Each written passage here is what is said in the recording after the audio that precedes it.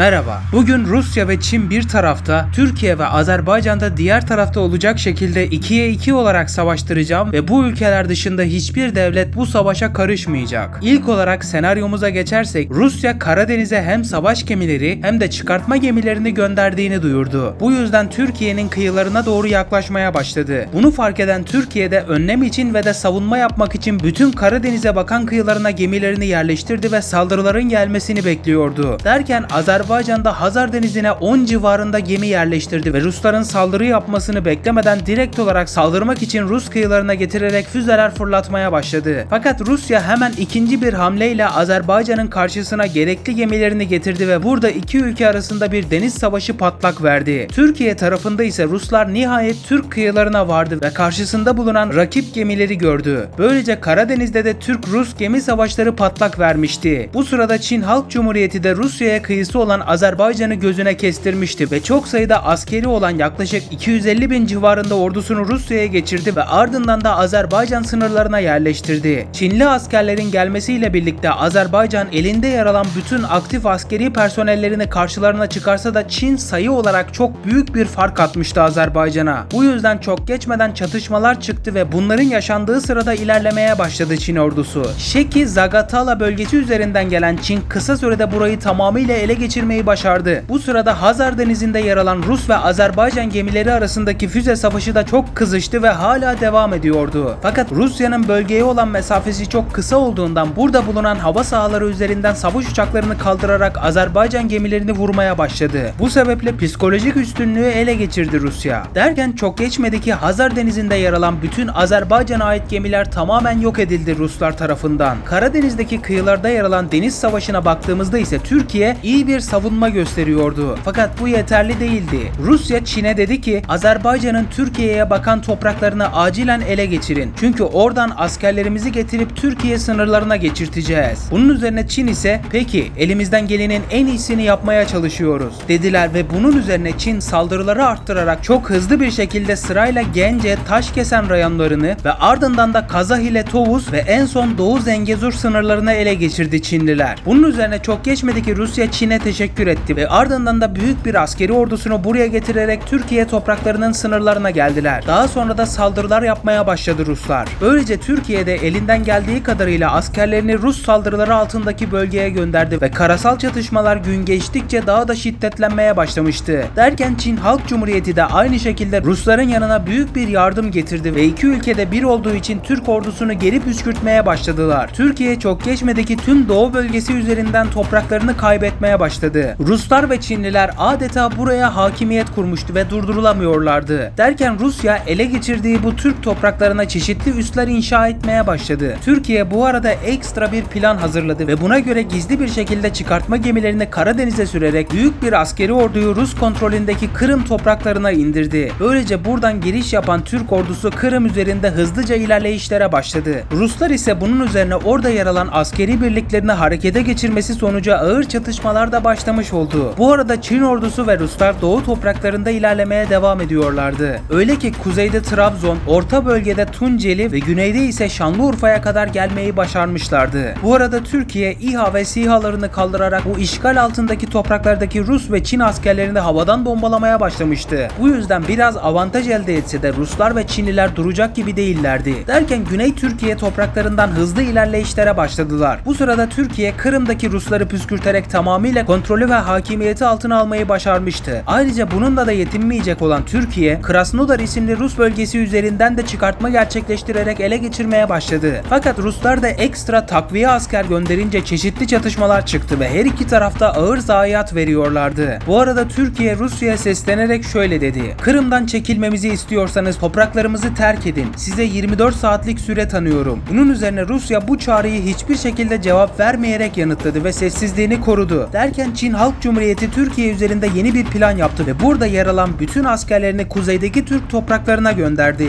Rusya ise güney bölgesini tutacaktı. Çok geçmedi ki her iki ülkede hem kuzeyden hem de güneyden ilerliyorlardı. Fakat bu iki ülke orta bölgeyi boş bırakmışlardı. Bu yüzden Türkiye buraya daha fazla asker gönderip Yıldırım Harekatı'yla geri kurtarmaya başlamıştı. Böylece Erzurum'a kadar topraklarını kurtardı Türkiye. Ancak asıl sorun kuzey ve güneyden ilerleyen Rus ve Çin ordusuydu ve bunları durduramıyordu istiyordu Türkiye. Ancak Türkiye'nin tek kozu Krasnodar ve Kırım'daki varlığıydı ve buralara asla bırakmayacaktı. Bu yüzden halkından da çok sayıda askerlerini gemilere yerleştirip Kırım'a sürekli olarak ordu sevkiyatı gerçekleştiriyordu Türkiye. Ancak bu arada Rusya'dan bu duruma karşı önlem alma fikri geldi ve Krasnodar'a tanklarını gönderip bombardıman altına tutmaya başladı Türk ordusunu. Azerbaycan ise Türkiye'nin yükünü az da olsa hafifletmek için o da aynı şekilde Çin ve Rusların ele geçirdiği bölgelere tanklarını getirip vurmaya başladı. Her atışta yüzlerce kill alıyordu Azerbaycan. Türkiye de bu arada fırtına obüsleri ve bütün tanklarını aktif olarak harekete geçirip hem güneydeki Rusları hem de kuzeydeki Çinlilerin ele geçirdiği yerleri bombalıyordu. Bu arada Türkiye Rusya'nın Kırım tarafına tank getirmesini fark etmesi üzerine o da yük gemilerine savaş tanklarını yerleştirip bölgeye getirdi. Böylece Kırım'ın en doğusundaki bölgeye getirip karşıdan Rus topraklarını vurmaya başladı. Azerbaycan ise belli bir süre sonra tanklarıyla vurduktan sonra halkından da askerlerini alıp buraya getirdi ve böylece kendi topraklarını yeniden kurtarmaya ve ele geçirmeye başladı. İlk olarak Çin'in bölgeye olan uzaklığı yüzünden tank veya savaş uçağı gönderemiyordu ve bu yüzden Çin dezavantajlı duruma düşmüştü. Azerbaycan ilerlemeye devam ederken Rusların çok sayıda cephede bulunması sebebiyle Azerbaycan cephesiyle fazla ilgilenemiyordu. Bu sebeple Azerbaycan Türkleri çok sayıda askeri personel gönderiminden sonra buradaki tüm Çin ve Rus işgalindeki bölgeleri kurtarmayı başarmıştı. Böylece Rusya'nın destek gönderiminin önü kesilmiş oldu ve Çin ile Rus askerleri burada sıkışmış haldeydiler. Bu arada Türkiye Kırım tarafında da oldukça iyiydi ve kısa süren bir tank savaşından sonra Krasnodar üzerinden ilerleyişlere başladı ve Kafkasya bölgesine doğru geliyordu. Ruslar Türkleri yormak amacıyla geçici olarak ilerleyişlerine izin veriyor gibi görünüyordu. Fakat Türkiye'ye göre hiç de öyle değildi. Yani Türkiye'ye göre Rusların Türk ordusunun güçlü olmasından dolayı geri çekildiğini düşünüyordu. Aradan 5 gün gibi bir süre geçtikten sonra Kafkasya'yı tamamıyla Rusya'nın elinden çıkartmayı başardı. Bu arada Türkiye'de varlıkları bulunan Çin ve Rusya'ya ait ordular buradan uzun bir süre çekilecek gibi görünmüyorlardı. Çünkü askerlerinin sayısı oldukça fazlaydı. Fakat belki gelecekte Türkiye'nin Kafkasya'dan çekilmesi karşılığında buradan çekilebilirlerdi. Yaklaşık olarak 10 yıl gibi bir süre boyunca sınırlar bu şekilde kaldı ve bu kadar zaman geçtikten sonra Rusya ve Çin Türkiye'ye bir antlaşma sundu. Buna göre Türkiye Kafkasya ve Kırım'dan çekilecek, Çin ve Rusya da Türkiye topraklarından çekilecekti. Fakat Türkiye Kırım'dan çekilmeyeceğini ancak Kafkasya'dan çekilebileceğini söyledi. Rusya ile Çin de o halde biz de güneydeki topraklarınızdan çekilmeyeceğiz ve sadece kuzeyden çekileceğiz dediler. Ve çok geçmeden bu konuda uzlaşıya varıldı ve bu barış antlaşması imzalandı. Böylece sınırlar bu şekilde kalacaktı. Senaryomuzu izlediğiniz için teşekkür ederim. Savaş senaryolarının daha da devam etmesini istiyorsanız videoyu lütfen beğenip paylaşarak desteğinizi açıkça gösterin. Bir sonraki gelecek videolarda görüşmek üzere. Kendinize iyi bakın, hoşça kalın.